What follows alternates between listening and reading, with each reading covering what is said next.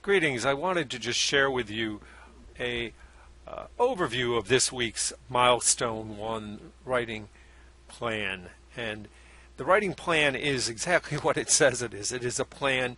It is taking the notes that you gathered in week 1 and it is looking closely at them and deciding on how you will use them and how you will organize your next steps towards writing a draft and then a final essay. So in the assignment, it says that we'll be looking specifically at the author's claim, and that is the author's claim is the purpose, the reason that they wrote the article. You'll also be looking at the key points, and the key points are reasons that you see in the story that support the author's claim. And then we'll talk a little bit about audience.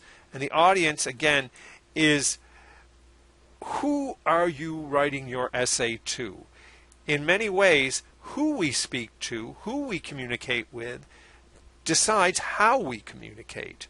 You wouldn't talk to a loved one the same way you would talk to a child. You wouldn't talk to me, perhaps, is the same way that you would talk to your best friend.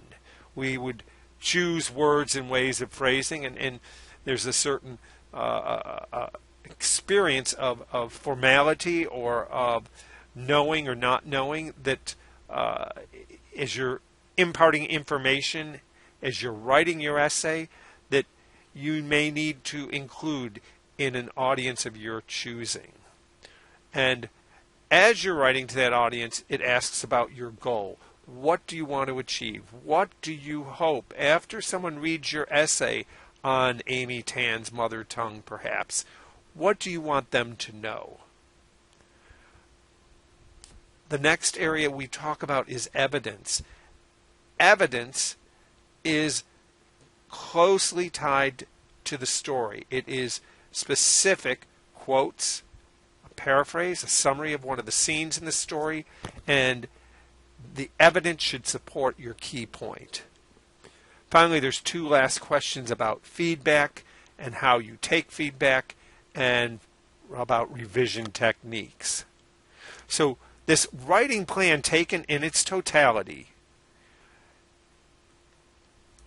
sets up a big picture for you to go forward and write a draft in week 5.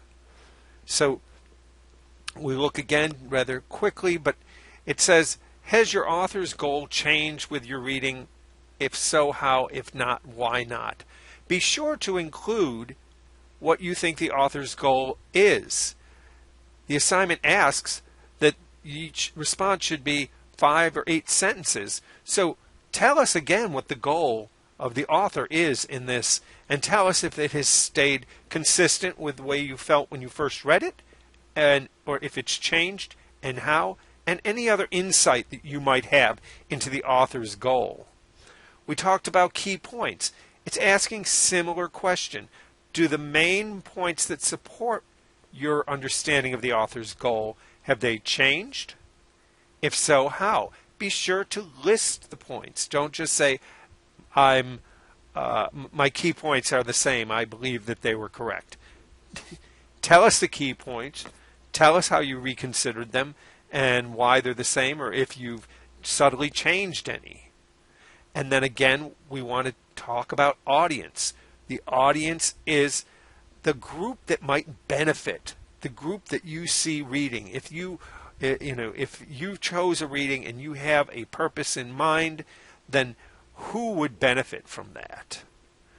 And that purpose that you have in mind, again, is the goal.